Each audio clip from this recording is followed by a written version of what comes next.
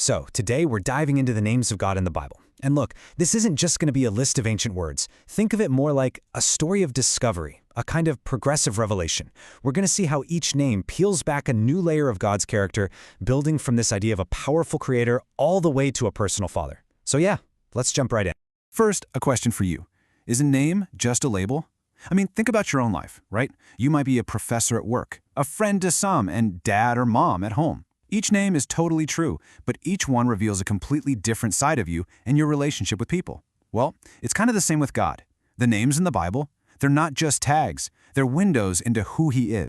And this idea of progressive revelation, that's really the key here. The Bible doesn't just hand us a dictionary of God's names and say, here you go. Instead, it takes us on this journey where God shows us more of Himself over time, layer by layer, through the very names He uses.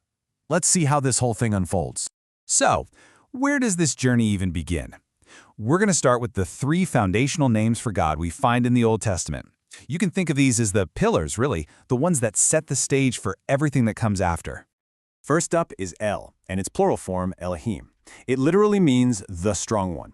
This name is all about God's immense power, His majesty, and what's really fascinating is that plural form Elohim.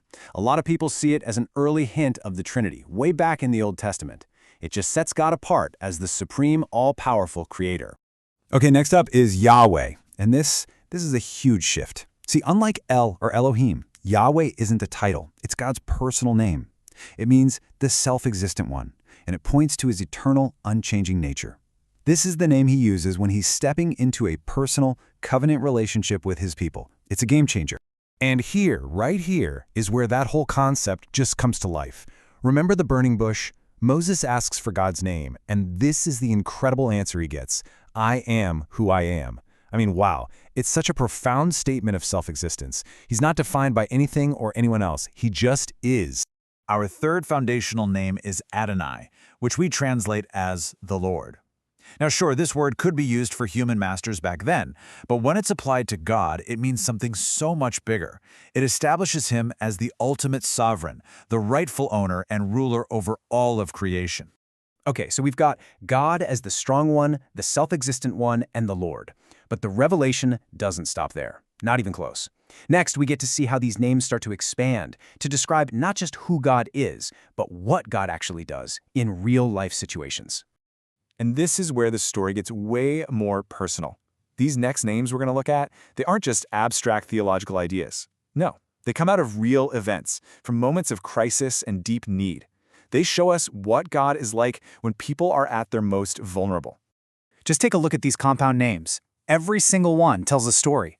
Yahweh Jireh, the Lord will provide, comes from that heart-stopping moment when God provides a ram for Abraham. Yahweh Rapha, the Lord who heals, reveals His power to make us whole. Yahweh Nisi, the Lord is my banner, speaks of His victory in our struggles. And Yahweh Shalom, the Lord is peace, shows He's our source of true well-being. Each one adds another brushstroke to this detailed portrait of His character. All right, let's switch gears and jump into the New Testament, because here we see a really dramatic shift. It's not just the names that change, it's the whole nature of the relationship they're describing. You can really see that shift right here. In the Old Testament, a name like Elohim often referred to God's relationship with the entire nation of Israel as a community.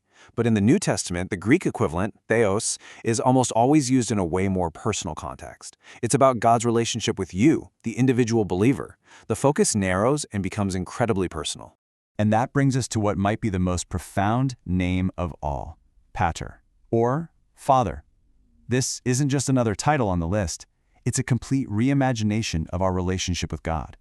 It reveals Him as a loving, caring Father who provides for and protects each one of His children. I mean, this is the absolute pinnacle of intimacy. So what do we do with all these different names? Let's take a step back for a second and bring all these pieces together. We're going to see the incredible composite portrait they paint when we put them all side by side. What a journey this has been, right? We started with El, the all-powerful creator. Then we met Yahweh, the self-existent one who enters into this personal covenant. We saw His character revealed in action with names like Yahweh Jireh, the provider. And finally, we arrived at Pater, the intimate, loving Father. It's just this beautiful progression from raw power to a deeply personal relationship. When you get right down to it, no single name could ever capture the fullness of who God is. It's kind of like a diamond, you know? You have to turn it and look at it from every single angle to really appreciate its brilliance. Each name is a different facet, revealed over time, and all together they create this stunning, multifaceted portrait. From the all-powerful Creator to the personal, caring Father, these names really do paint a stunning and complex picture. They're not just ancient words, they're an invitation to understand God on a much deeper level. So, after walking through this whole journey of revelation, I guess the question is, which of these names holds the most meaning for you and why?